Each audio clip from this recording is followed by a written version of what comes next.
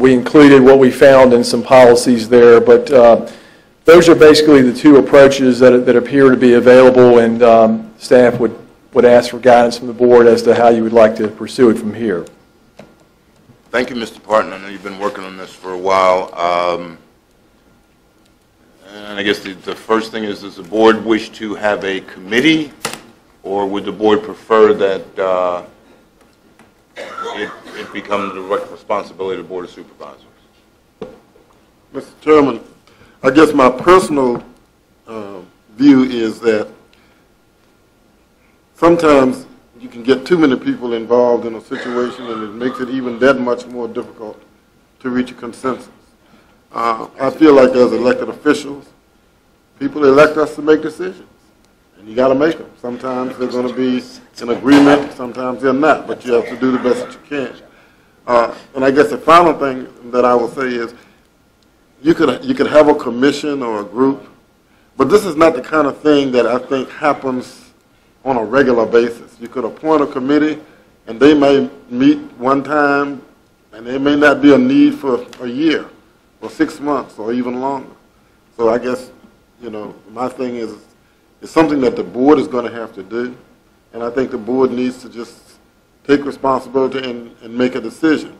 Now, I think we can certainly seek assistance from our constituents. We all have constituents meetings, and when something comes up that merits this type of input, we can address it through our constituent meetings. So that's kind of the way I see it. Mr. Black, Citizen Committee or Board? Mr. Chairman, I would actually prefer option number 2, the Citizen Committee. I think it takes us out of the, and it would take favoritism out, you know, someone who's a friend of ours or whatever, and put the citizens of the county in charge of it rather than us. So that's what I would like, option number 2. Mr. Underwood, Citizens Committee or Board? Citizens Committee. Mr. Akers? Mr. Chairman, I was for the board, but Mr. Black made a good point. I think it does take the politics out of it and the cronyism out of it, if you will, and so I would probably go with the committee as well. Mr. Sealy? Yeah, at first I was the same. I thought we should just do this at the board level, and because it's expeditious. We're going to do one of these in 3 or 4 or 5 years. Yeah, right. I mean, and I hate to appoint somebody to something, and then they say, when do we meet? And, you know, it's just at this situation we have 2, maybe 3 at this point. And do we want somebody, I mean, you've got to pick the building, you've got to pick what you're going to do. That process with a committee could take a very long time, and more staff time than committee time, actually. I was leaning towards it comes to us. We could certainly advertise. There are plenty of things we could do, but my experience with the committee in terms of something like this is we waited for a policy to move on the 2 judges, and that's been 5, 6 months. Now if we advertise for a committee, we're going to have to pick somebody. They're going to do these 2 particular issues, and then my committee member is going to look and go, what else do I get, you know, what else am I going to do? I'm hoping that when we do something like this, it's fairly cut and dry. It's not, you know, an arduous task, should we or shouldn't we. I would really prefer the board do it, take the input, and move forward. I will go with the will of the board, but I just think in terms of just how long it takes and what needs to be done and having staff do stuff for all of these things, it would be far more efficient if board members just sat down, listened to the folks, and did these. Okay, and I kind of thought the board, whoever the board is at the time, should do it. So we are at 3 and 3, and I guess I'll just applaud Mr. Parton for trying to do that.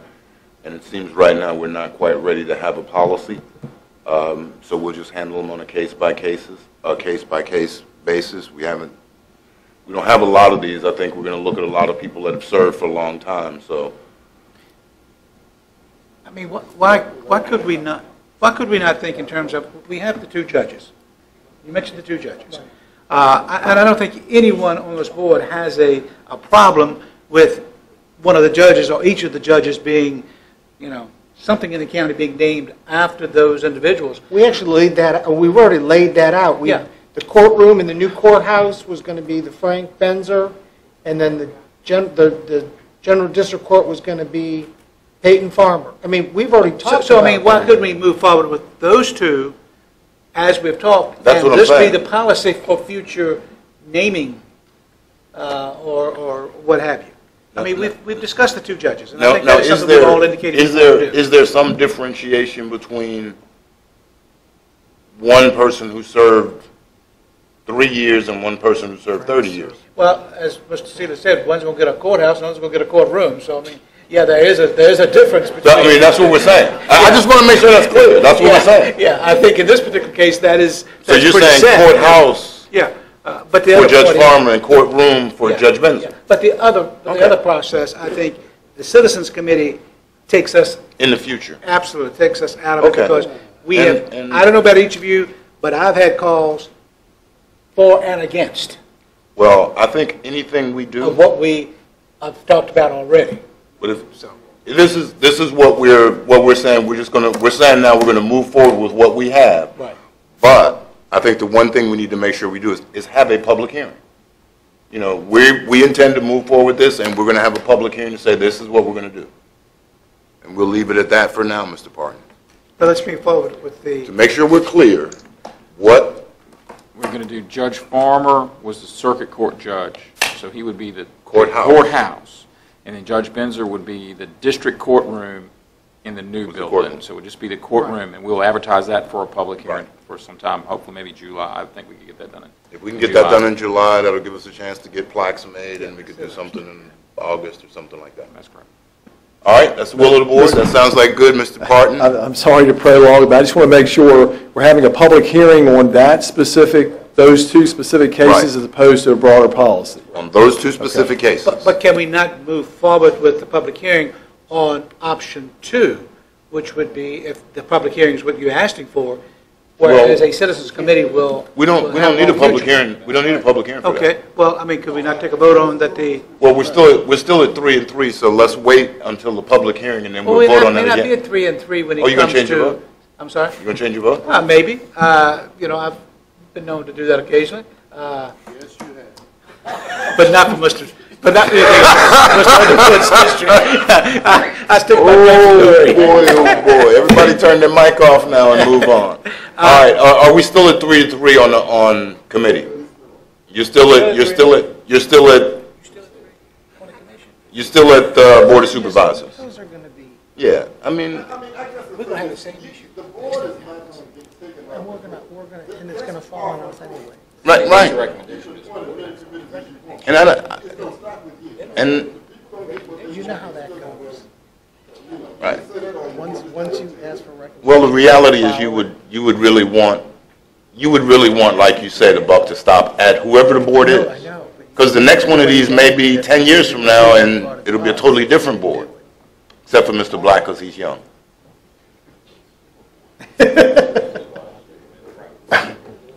Ultimately, what we had recommended was an advisory committee to kind of sift through it and make a recommendation. We're kind of The board good, would- we're kind of good right now, though. We're kind of good. We're just going to move on. We're still at 3 and 3. We'll have our public hearing on this, then we'll discuss it some more when we could come to a consensus. Let's get through these two. Let's get through these two. We're not necessarily going to change Wayne's mind here. All right, that is, okay, that's number 10. Number 11. Is 11 done? Now, Mr. Fincham, this one, we actually approved this at our last meeting, but now it's a festival permit because the rezonings are in and they're going to change their location, right? Yes, sir. Okay. Tell us why we should do that. I'm not here to tell you why you should do that. I'm simply here to present the festival permit for your consideration. You know you already got issues, right? You already got issues, right? Okay, go ahead. Mr. Chairman, members of the board, you are correct. The board previously approved an administrative permit for the K95 Country Fest at the Meadow Event Park based upon the then proffers and special exception permit that was in place. The board has approved the amended proffers and a portion of the special exception permit, and you now have this application for a new administrative permit for a festival permit for your consideration based upon the proffers and special exception just approved by the Board of Supervisors. And as Mr. Dillon stated, the original proposal or the original request had the stage locations at the far northern end of the Midway.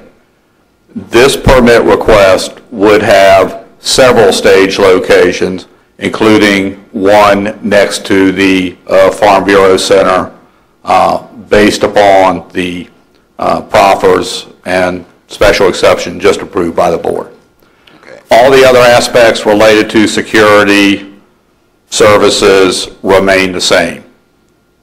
The change is the location of stages and related to conditions. Are they basically, I'm trying to look at the map, are they basically moving further away from the residents or closer to? They are moving And this is Dawn Boulevard. closer to Yeah. the Farm Bureau Center and to the front of the property, away from the previously approved far end of the Midway.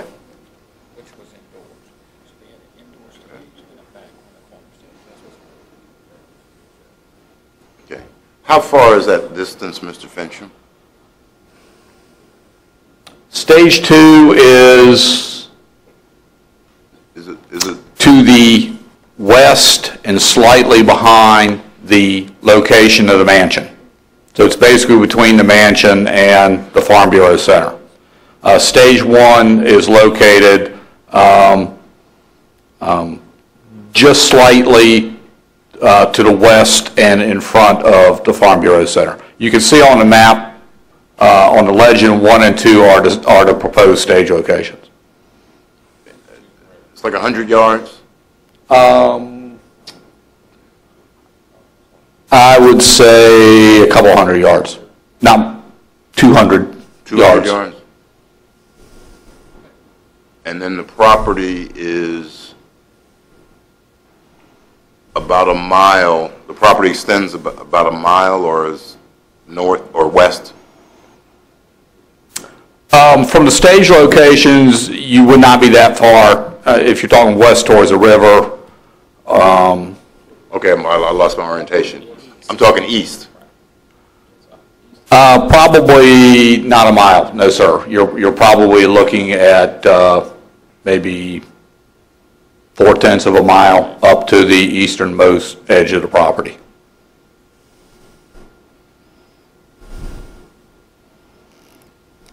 So 4/10 of a mile, half a mile is 880 yards. So you're moving 20% closer. Okay. Under the original festival permit application, the stage location would not be shown on this schematic. It would be Yeah, Charlie was pointing, it's a little further up, a little north. higher. Yes, sir. Okay. Okay. Questions? Any other questions, board members? No questions? How do we wish to dispose of this matter? Mr. Chairman, I'll move the approval of the proposed festival permit for Country Fest at the Meadow as presented. Second. Discussion? All those in favor say aye. Mr. Chairman, I'm sorry, Mr. Underwood?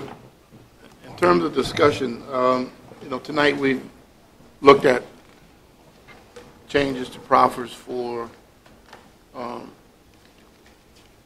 Commonwealth Fair and Events. And I think that we have indeed trumped some of our other conversations that I said earlier regarding the proffers. With that said, now we are going to encroach even more upon those residents who disagree, while with the change. These are good events, and it's not a question about the activities that they want to put on. No question, these are great events. These are great activities. I absolutely agree that they're good for the county.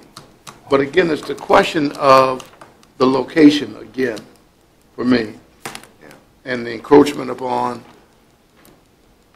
There's plenty of property there, I know.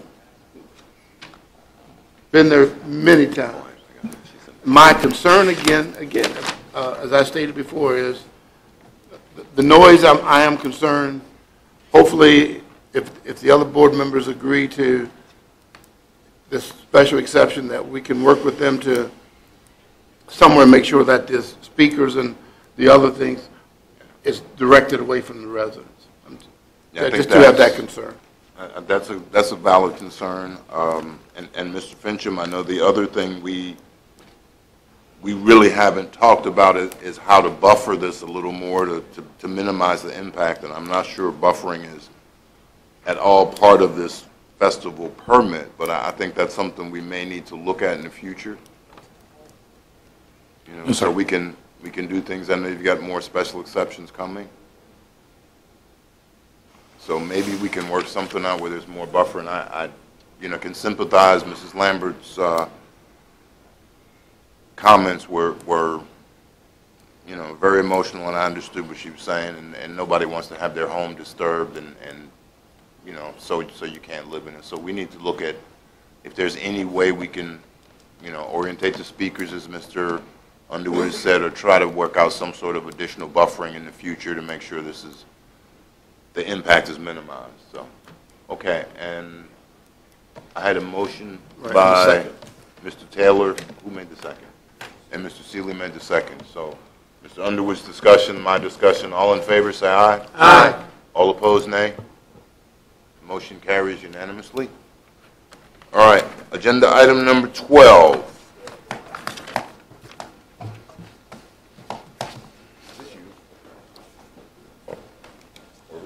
Agenda item number 12 is the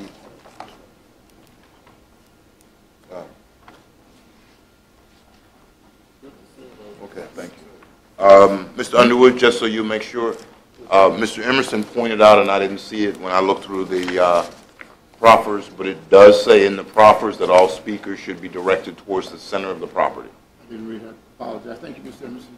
So, Appreciate that. we did get that buffering. Major, are you gonna do agenda item number 12, the speed trailer purchase? I'm here to answer any questions Mr. Chairman or the board members may have. Yes, sir. Oh, okay. Well, we don't even know what we're talking about yet, so I'm going to let Mr. Cully go first Okay. and tell us about the request for speed trailers. It's pretty much straightforward. Straightforward. Mr. Black had called and inquired about the possibility of a speed trailer, which basically is a readout with radar that tells people their speed. They're used in lots of localities, lots of neighborhoods, to allow citizens to understand how fast they're traveling, especially those that are going, well over the posted speed. The cost that we've investigated on that is about $8,000 to $10,000 per unit, and I think you were given a copy of sort of what one looks like. I'm sure everybody that has seen one or ridden by one, and it pointed out you were going faster than you're supposed to be somewhere. Anyway.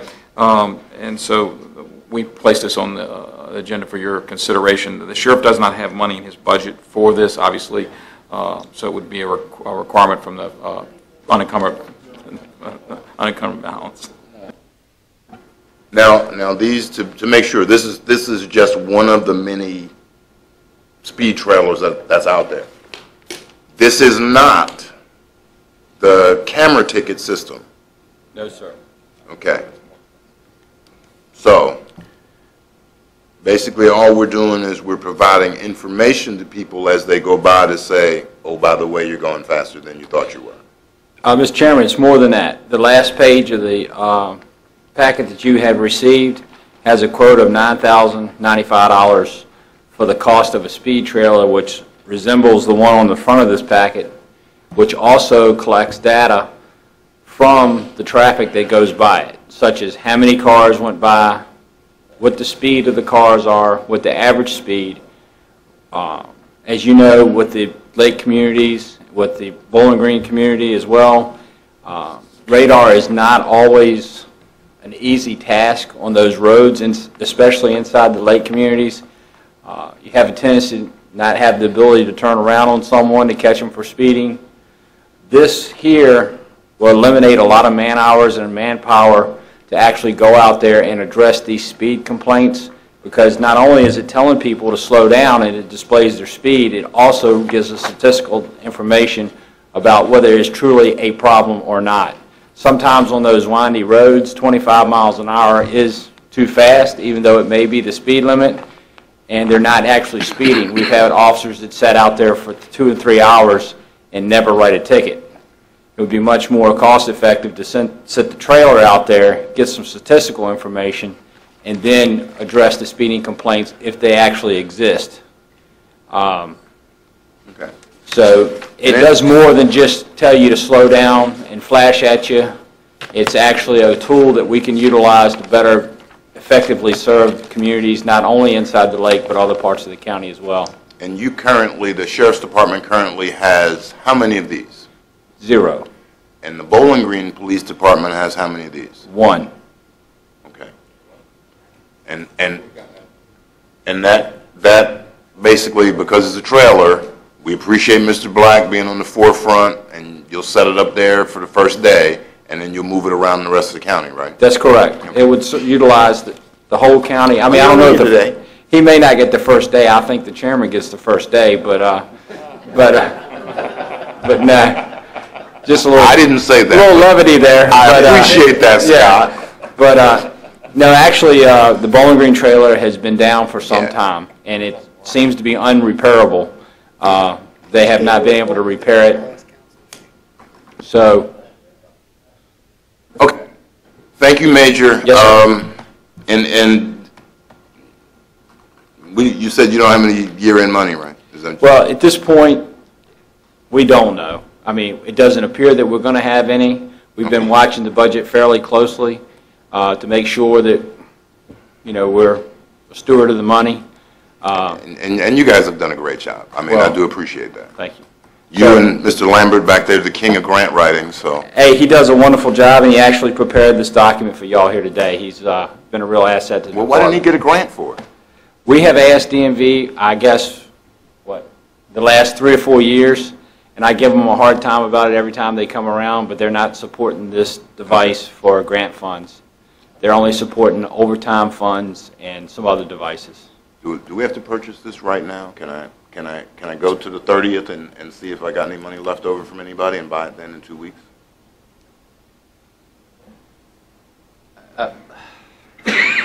Doesn't matter. I guess my only concern is this, with the summer months approaching, this was actually brought up by the citizens in the lake, actually after Major Mosier left the last time. I don't know why they didn't bring it up, but after he had left, they talked about, because we've done a speed study going around the lake, the curb going around the lake. The VDOT did that. Make a motion.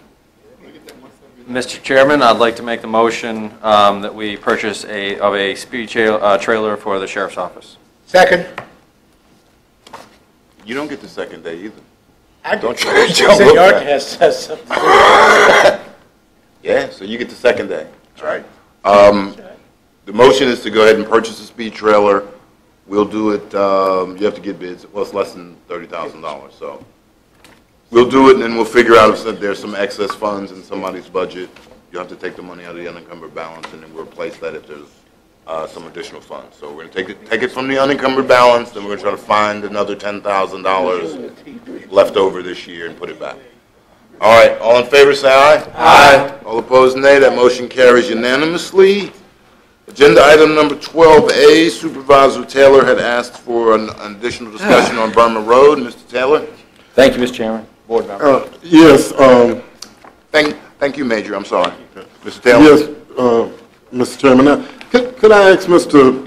Fincham to come up? I had a statement, but I had some questions for him. Mr. Fincham? Thank you. First of all, and to just make a long story short, we had a request from a citizen to privatize Burma Road. And basically, the board decided to grant that request. There was input from A.P. Hill, the Sheriff's Department, the adjoining landowner, and there were board members on the board who had some concerns about it, but the majority of the board said, you know, we would go ahead and do it. We didn't see it as being a negative impact to the county, and so we did. My understanding was at the time we made that decision, we would have a turnaround that would be equal to the turnaround that they had, the previous turnaround. It seems to me that that is not the case. Now, VDOT may have approved the turnaround that they have there, but my understanding is a school bus can't turn around in there. It's just not enough space. I was down there, and there is now a sign that says no outlet. I have a concern about that. It's historic property.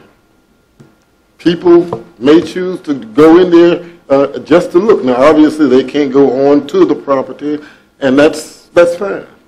But they could go and look. But if you can't turn around, you aren't going to be able to do that.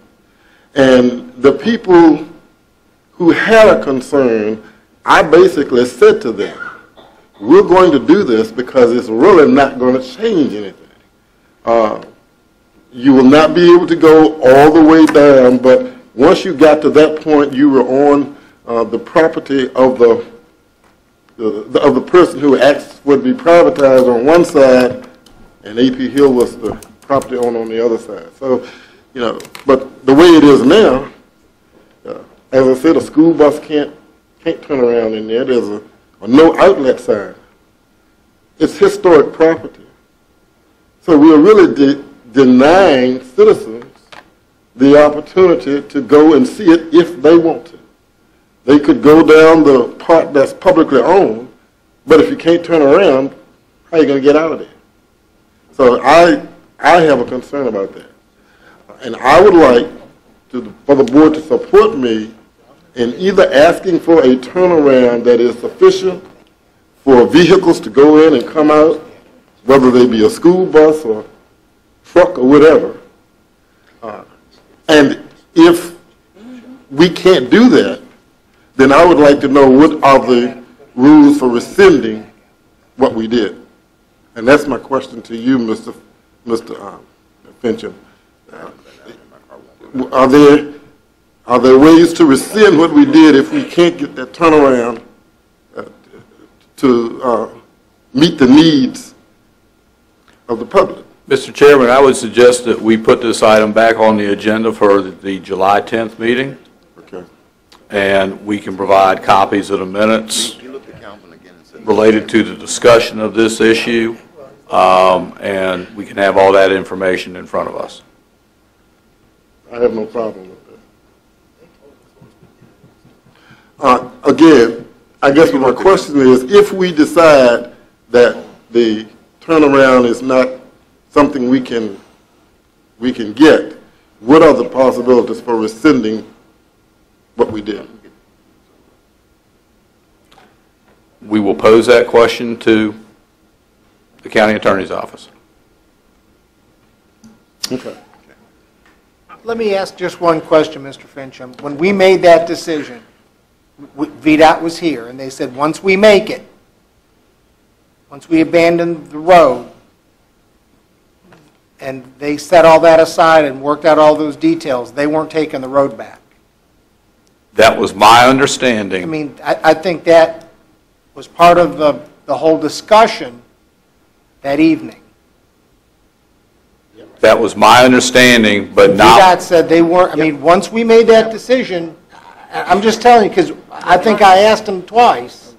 But basically, we were going to get a turnaround that was going to meet the needs. Well, my understanding, and I went and looked at the turnaround, and it is, you pull in, you can back out, and then go. And it was based on 10 traffic trips a day. It was based on all the statistics of the road. There's VDOT standards. Yeah, and that's the VDOT standard that, and what we said was to, what we said when we did that was to VDOT standards. And I think that's what's been done. Maybe we should have been a little more specific and said, so a school bus can turn around. But we didn't do that. But if we know there's Is it a possible they problem, can do that? if we know there's a problem, why would we want to use somatics to get out of doing something that we should do? I don't know that A bus needs to be able to turn around in there.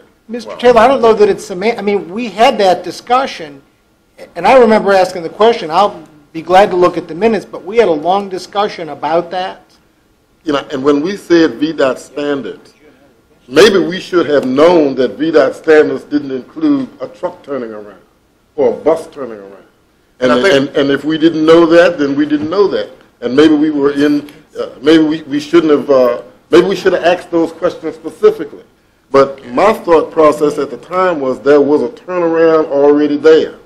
And my thought process was that the turnaround that was going to be put there was going to be one that would be equal to the one that they had. And I think maybe that's, as Mr. Fincham suggested, maybe that's a discussion you can have with VDOT to make sure they understand that. I mean, school buses use that road.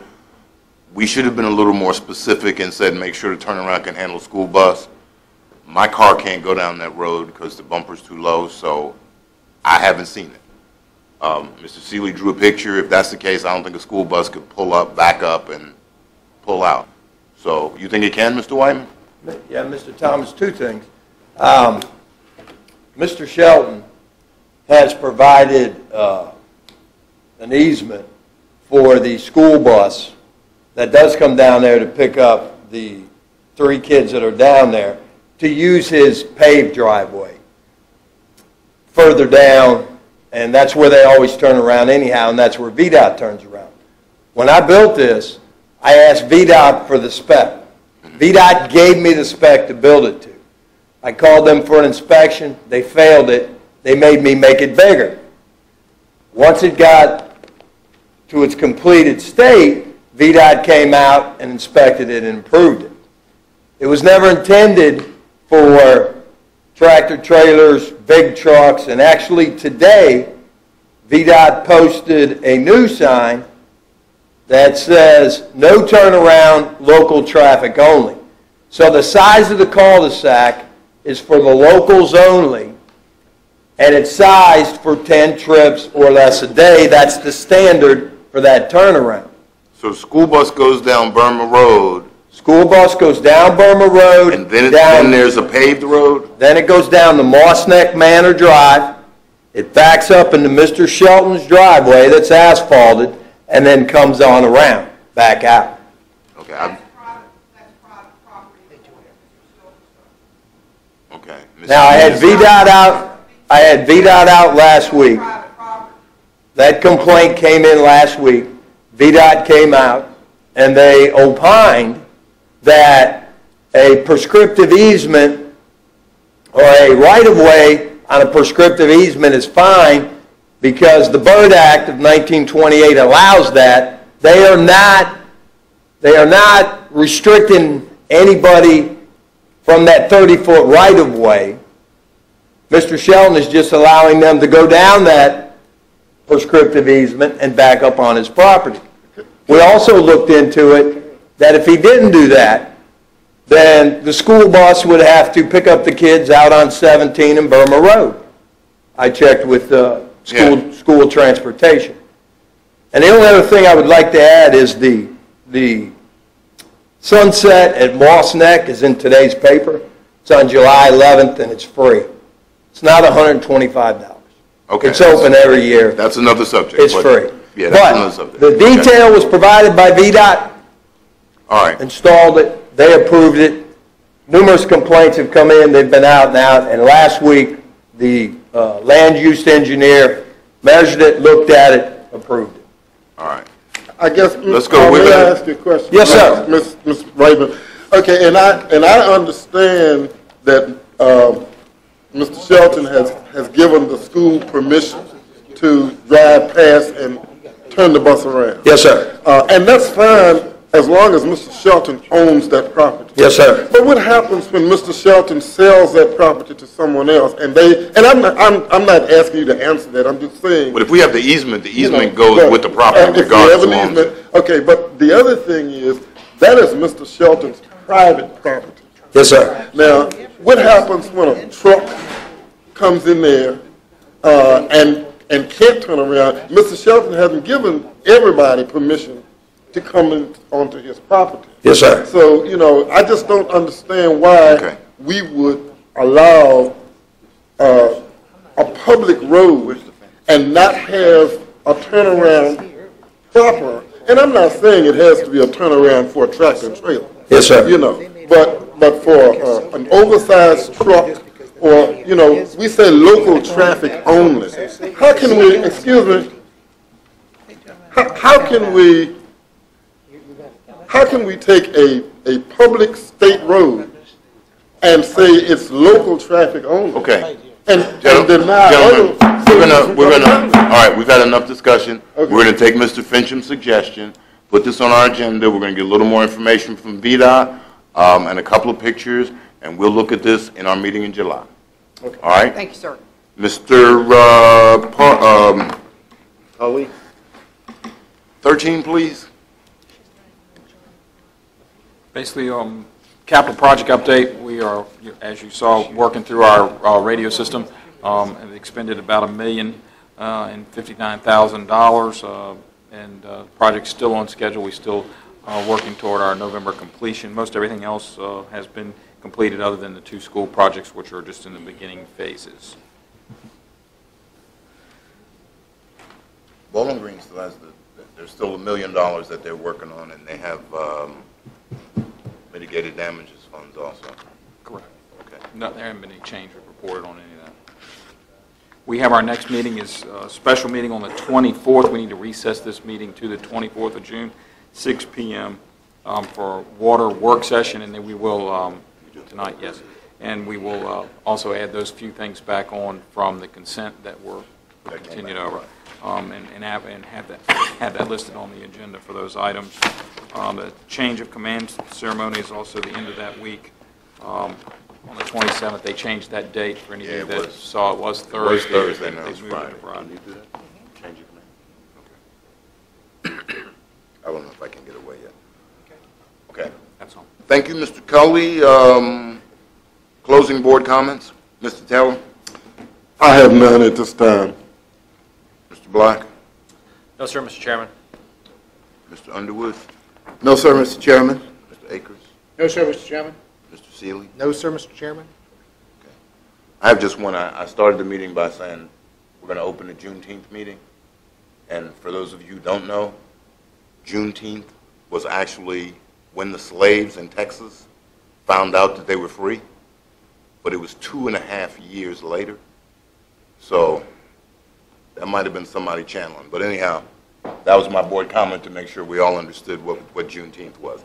Now we need a motion to convene in the closed meeting pursuant to the consultation of legal counsel and briefings by staff exemption, section 2.2, 3711A7 of the Code of Virginia, regarding specific legal matters requiring legal advice regarding unpaid water availability fees due from Ladysmith Water Company, and the prospective business exemption, section 2.2, 3711A5 of the Code of Virginia, provides status updates to the board on several potential businesses that are considering locating in the county, about which no previous public announcement has been made. So moved, Mr. Chairman. Thank you. Second? Second. All in favor, say aye. Aye. All opposed, motion carries. We will be in closed meeting. Excuse me. You ready? Okay, I'm assuming that. He was in there? Yeah, he's in there. Okay. All right, we are coming out of closed meeting.